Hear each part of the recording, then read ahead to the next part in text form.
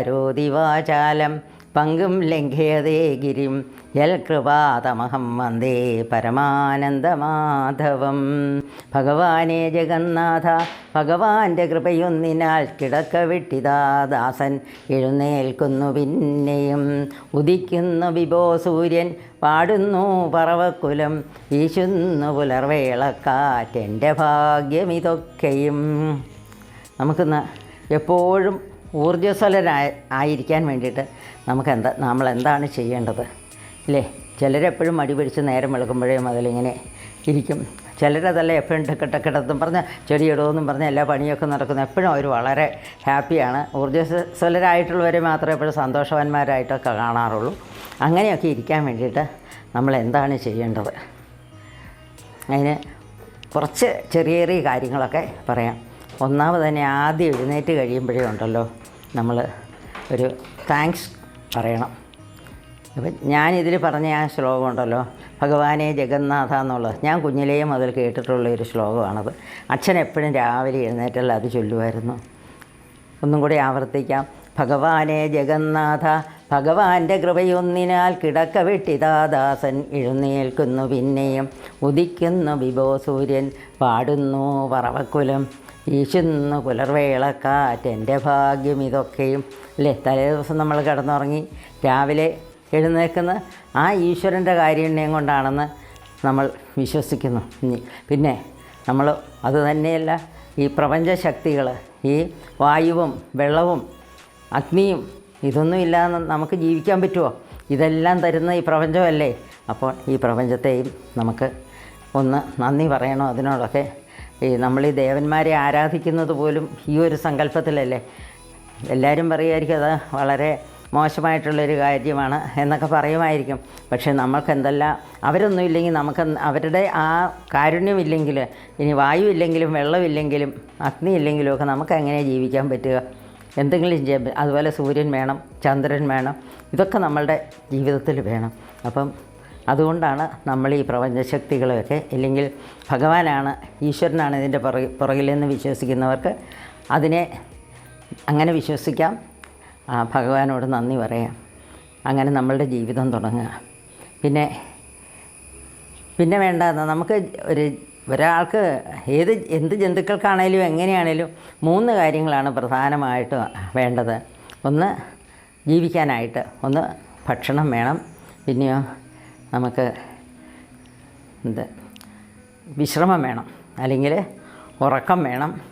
അതുകൂടാതെ നമുക്ക് വ്യായാമം വേണം ശരീരത്തിന്, ഇല്ലേ? ഇത് 3 ആണെങ്കിൽ മാത്രമേ നമ്മളുടെ ശരീരം ഫിറ്റായിട്ടിരിക്കുകയുള്ളൂ. ആ കാര്യം നമ്മൾ മറക്കണ്ട. ആ കാര്യങ്ങളിൽ നമ്മൾ നന്നായിട്ട് ശ്രദ്ധ വയ്ക്കണം. നല്ല ഭക്ഷണം കഴിക്കണം, അതേപോലെ തന്നെ നല്ല വ്യായാമം വേണം, പിന്നെ ശരിക്കും ഉറക്കവും വേണം. ഇത് കൃത്യമായിട്ട് നമ്മൾ ചെയ്യുക. പിന്നെ ഈ വ്യായാമം എന്ന് പറഞ്ഞു കഴിഞ്ഞാലുണ്ടല്ലോ, ശരീരത്തിനും വേണം മനസ്സിനും വേണം. കാരണം എന്താ, ശരീരത്തിനുള്ള വ്യായാമം നമുക്കൊക്കെ അറിയാമല്ലേ. എന്താ ഓട്ടം, പിന്നെ ജിംനാസ്റ്റിക്, ഇവരെല്ലാം ഇപ്പം പിള്ളേരൊക്കെ പോലെ ജിമ്മിൽ പോകണു അങ്ങനെയൊക്കെ. അതുപോലെ തന്നെ നമ്മളെ പോലെയുള്ളവർക്ക് യോഗ ചെയ്യാം, നടക്കാം, ഇങ്ങനെയൊക്കെയുള്ള കാര്യങ്ങളൊക്കെയാണ് ശരീരത്തിനുള്ളത്. പക്ഷേ മനസ്സിനുള്ളത് എന്താ? നമ്മളെ സംബന്ധിച്ചിടത്തോളം, നമ്മളെന്നല്ല എല്ലാവരെയും സംബന്ധിച്ചിടത്തോളം നാമജപം, പിന്നെ മെഡിറ്റേഷൻ അഥവാ ധ്യാനം, ഇങ്ങനെയൊക്കെ നമ്മളുടെ മനസ്സിനെയും നമ്മൾ പാകപ്പെടുത്തിയെടുക്കണം. ഈ കാര്യങ്ങളൊക്കെ നമ്മൾ വളരെ ശ്രദ്ധയോടുകൂടി തന്നെ ചെയ്യണം. ഇതൊന്നും മുടക്കം വിചാരിക്കരുത്. ഒരു ദിവസം നമ്മൾ മുടങ്ങിപ്പോയി കഴിഞ്ഞാൽ പിന്നെ നമുക്കതിനൊരു മടിയൊക്കെ വരും. അതൊന്നും പാടില്ല, അത് ചെയ്യുക. പിന്നെ അടുത്തതായിട്ട് നമുക്കുണ്ടല്ലോ, നമുക്കൊരു ഈ പറഞ്ഞ ഒരു ടൈം ടേബിൾ വേണം. വലിയ ജോലിക്കാർക്കോ വലിയ പഠിക്കുന്ന പിള്ളേർക്കോ മാത്രമല്ല, എന്നെപ്പോലെ വീട്ടമ്മമാർക്കാണേലും നമുക്ക് തലേ ദിവസം നമ്മളൊരു ടൈം ടേബിൾ ഉണ്ടാക്കി വെക്കണം. എഴുതി വെക്കാൻ പറ്റുവാണെങ്കിൽ എഴുതി വെക്കുക, അല്ലെങ്കിൽ മനസ്സിലെങ്കിലും കരുതുക നാളെ രാവിലെ എന്തൊക്കെ നമ്മൾ ചെയ്യണമെന്ന്.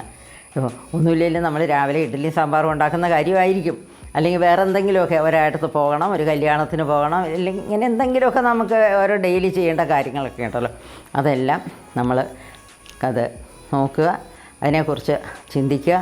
പിന്നെ ഇങ്ങനെ ചെയ്ത് കഴിച്ചാൽ മാത്രം പോലെ അത് നമ്മൾ ഫോളോ ചെയ്യുന്നുണ്ടോ എന്നുള്ളതും കൂടെ നമ്മൾ അതിനെക്കുറിച്ച് ഒരു റിവ്യൂയും കൂടെ വേണം. അതായത് രാവിലെ ഇപ്പം നമ്മളൊരു 10 മണി കഴിയുമ്പോൾ നമ്മൾ വെറുതെ ഒന്ന് ആലോചിക്കുക, നമ്മൾ എന്തെങ്കിലും വിട്ടുപോയിട്ടുണ്ടോ അതിൽ. ഒരുപക്ഷെ നമ്മൾ ആരെയെങ്കിലും ഒരാളെ ഫോൺ ചെയ്യണമെന്ന് വിചാരിച്ചു, ഇല്ലെങ്കിൽ എവിടെയെങ്കിലും പോകണമെന്ന് വിചാരിച്ചു, എന്തെങ്കിലും കാര്യം അത് ഇല്ലെങ്കിൽ നമുക്ക് ചിലപ്പം പറ്റിയില്ല എന്നിരിക്കും അത് ചെയ്യാനായിട്ട്. അപ്പോൾ അത് നോക്കുക, എന്നിട്ടത് പോസ്റ്റ്പോൺ എന്നിട്ട് എപ്പോഴത്തേക്കാന്ന് വെച്ചാൽ പിറ്റേ ദിവസത്തേക്കോ അന്ന് വൈകുന്നേരമോ ഒക്കെ അതൊന്ന് ചിന്തിക്കുക. പിന്നെ ഈ ഏകദേശം ഒരു 2 മണിക്കൂറോ അല്ലെങ്കിൽ 3 മണിക്കൂറോ നമ്മുടെ സൗകര്യം പോലെ കൂടുമ്പോഴുണ്ടല്ലോ, ഞാൻ വലിയൊരു റിവ്യൂ നടത്തണം ഇത്. അതേപോലെ തന്നെ നമ്മളുടെ ഹോൾ സിസ്റ്റത്തിനും കൂടി ഉണ്ടല്ലോ ഒരു റീചാർജ് വേണം നമുക്ക്. അതിന് നമുക്ക് എന്താ ചെയ്യും, വളരെ നിസ്സാരമാണ്. ഒരു 10-12 പ്രാവശ്യം വെറുതെ ഒരിടത്ത് സ്വസ്ഥമായിട്ടിരുന്നിട്ടുണ്ടല്ലോ, ഒന്ന് ദീർഘശ്വാസം വിടുക, നന്നായിട്ട് അകത്തേക്ക് വായു അങ്ങെടുക്കുക, അതിഞ്ഞിട്ട് സാവധാനത്തിൽ പുറത്തേക്ക് വിടുക. അപ്പം എന്നതായാലും കുറച്ച് കഴിയുമ്പോഴത്തേ എല്ലാവർക്കും ഒരു ക്ഷീണം വരും. ആ സമയത്ത് നമ്മൾ അങ്ങനെ ഒന്ന് റീചാർജ് ചെയ്ത് നോക്കി നമ്മൾ വീണ്ടും പണ്ടത്തെ പോലെ തന്നെ ഊർജ്ജസ്വലരായിട്ടിരിക്കും. പിന്നെ കാര്യങ്ങളൊക്കെ നല്ല ഭംഗിയായിട്ട് ചെയ്യുക. എപ്പോഴും സന്തോഷവതികളായിട്ടിരിക്കുക. കാരണം ആർക്കാണെങ്കിലും ശരി, നമുക്കറിയാമല്ലോ, നമ്മളെ ഇപ്പോൾ നമുക്ക് എല്ലാവരുടെയും ആഗ്രഹമുണ്ടല്ലേ, നമ്മളെ എല്ലാവരും ഇഷ്ടപ്പെടണം, നമ്മളെ കണ്ടാൽ എല്ലാവരും മിണ്ടണം, ചിരിക്കണം എന്നൊക്കെ പറഞ്ഞിട്ട്. പക്ഷേ നമ്മൾ ഈ മുഖവും വലിച്ചു കയറ്റിയിരിക്കുന്ന ഒരാളെ ആർക്കും ഇഷ്ടാവില്ല. നമ്മളെപ്പോഴും പ്ലസൻ്റായിട്ടുള്ളൊരു മുഖം വേണം. എന്നാലേ അത് പലപ്പോഴും നമുക്കത് പറ്റില്ല. കാരണം നമുക്ക് 100 കൂട്ടം പ്രശ്നങ്ങളല്ല അല്ലേ വീട്ടിലാണ്, ചിലപ്പോൾ നമുക്കത് പറ്റില്ല. പക്ഷേ എങ്കിലും ശരി, നമ്മൾ അതെങ്ങനെയെങ്കിലും നമ്മളത് ചെയ്യണം. ചെയ്യുന്നതിന് ഒരൊറ്റ മാർഗ്ഗമേ ഉള്ളൂ, ഒരു ചിന്തയെ വേറൊന്നുകൊണ്ട് റീപ്ലേസ് ചെയ്യുക. അതായത് ഇപ്പം സാധാരണ ഞാനൊക്കെ എങ്ങനെയാണെന്നറിയോ, എന്തെങ്കിലും വിഷമം വന്നു കഴിഞ്ഞാൽ ഉടനെ ഇത് നാരായണ നാരായണ നാരായണ എന്നൊരു 10 പ്രാവശ്യം നാമം ജപിച്ചോളുക. നാമം അല്ലെങ്കിൽ കൃഷ്ണ കൃഷ്ണ കൃഷ്ണ എന്ന്. ഇനി വേറെ ആർക്ക് വേണമെങ്കിലും ഏത് മതമാണല്ലോ അല്ലെങ്കിൽ അവർക്ക് അങ്ങനെ ചെയ്യാം, എന്ത് വേണമെങ്കിലും അവരുടേതായ ഒരു രീതിയിൽ നമ്മളതിനൊക്കെ ഇത് കണ്ടുപിടിക്കണം. ഒരു 5 മിനിറ്റിനുള്ളിൽ തന്നെ നമ്മൾ വീണ്ടും നമ്മുടെ ആ മൂഡുണ്ടല്ലോ അത് ശരിയാക്കാനായിട്ട് നമ്മൾ ശ്രമിക്കുക. ഇതെല്ലാം കഴിഞ്ഞു ഓരോന്നും പിന്നെ ഇടയ്ക്ക് നമുക്ക് വിശ്രമിക്കാം. എല്ലാവരും 24 മണിക്കൂർ നമ്മളാരും ജോലി ചെയ്യുന്നവരൊന്നുമല്ല. 24 മണിക്കൂറല്ല, നമ്മൾ സമയം കിട്ടുമ്പോൾ നമുക്കൊരു കുറച്ച് ക്ഷീണം തോന്നിക്കഴിഞ്ഞാൽ നമുക്ക് പകലൊക്കെ ആണെങ്കിലും കുറച്ച് സമയം കിടക്കാം. അല്ലെങ്കിൽ പിന്നെ നമ്മളുടെ ഫ്രണ്ട്സും ഒക്കെ ആയിട്ട് ആ ഒരു കാര്യം വളരെ ശ്രദ്ധിക്കണം കേട്ടോ. കാരണം ഇപ്പം നമ്മൾ ഈ പറഞ്ഞ പോലെ പ്രായമായവർക്കൊക്കെ ഉണ്ടല്ലോ, പണ്ടത്തെ പോലെയുള്ള നമുക്ക് ആ ഒരു ഫ്രണ്ട്ഷിപ്പൊന്നും ഇല്ലല്ലോ. കാരണം ജോലി സ്ഥലത്തൊക്കെ ആകുമ്പോൾ നമ്മൾക്ക് ഒന്നും നമ്മളാരെയും അന്വേഷിച്ച് ചെല്ലണ്ട, പക്ഷെ നമുക്ക് അവിടെ ഒരു സർക്കിൾ കാണുമല്ലോ. പക്ഷേ ഇതില്ലെങ്കിൽ നമ്മൾ നമ്മളുടേതായ കുറേ ഫ്രണ്ട്സിനെയൊക്കെ കണ്ടുവയ്ക്കണം. കാരണം ഇടയ്ക്ക് അവരുമായിട്ടൊക്കെ കാര്യങ്ങളൊക്കെ പങ്കുവയ്ക്കുക. വളരെ എന്തെങ്കിലുമൊക്കെ കാര്യങ്ങൾ കോമൺ ആയിട്ട് അങ്ങനെയുള്ളവർക്കല്ലേ നമുക്ക് പറ്റുള്ളൂ. അങ്ങനെ ഇടയ്ക്കിടയ്ക്ക് അവരുമൊക്കെ ആയിട്ട് സംസാരിക്കുക. പിന്നെ എന്തെങ്കിലും ഒരു പുതിയ കാര്യം നമ്മൾ പഠിക്കണം. എന്ന് വെച്ച് കഴിഞ്ഞാൽ ഈ പ്രായത്തിലൊക്കെ ഇനി എന്ത് കാര്യമോ പഠിക്കണമെന്ന് ചോദിച്ചു കഴിഞ്ഞിട്ടുള്ളൂ, എന്തെങ്കിലും ഉണ്ട്. അപ്പോൾ അത് അവനവൻ്റെ ഇഷ്ടം ഓരോന്നൊക്കെ.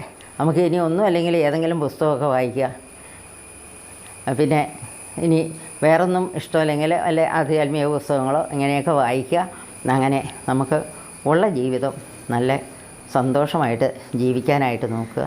അപ്പം നമ്മൾ അങ്ങനെ ജീവിച്ചു കഴിയുമ്പം നമ്മുടെ വീട്ടിലുള്ളവർക്കും നമ്മളുടെ കൂടെയുള്ളവർക്കും ഒക്കെ അവർക്കും ഒരു സന്തോഷമാണ് അല്ലേ. അല്ലാതെ എപ്പോഴും ഇങ്ങനെ ദേഷ്യപ്പെട്ട് മുഖം വീർപ്പിച്ച് വഴക്കമൊക്കെ ഉണ്ടാക്കിക്കൊണ്ട് നടക്കുന്നവരെ ആർക്കാണ് ഇഷ്ടമുള്ളത്? വീട്ടിൽ പിള്ളേരോട് പോലും നമ്മൾ എന്നാലും ഒന്ന് പറഞ്ഞു നോക്കി അവർ പിന്നെ അത് അച്ഛൻ ഇങ്ങനെയൊന്നും പറഞ്ഞാൽ എനിക്ക് പറ്റില്ല എന്ന് പറയില്ലേ.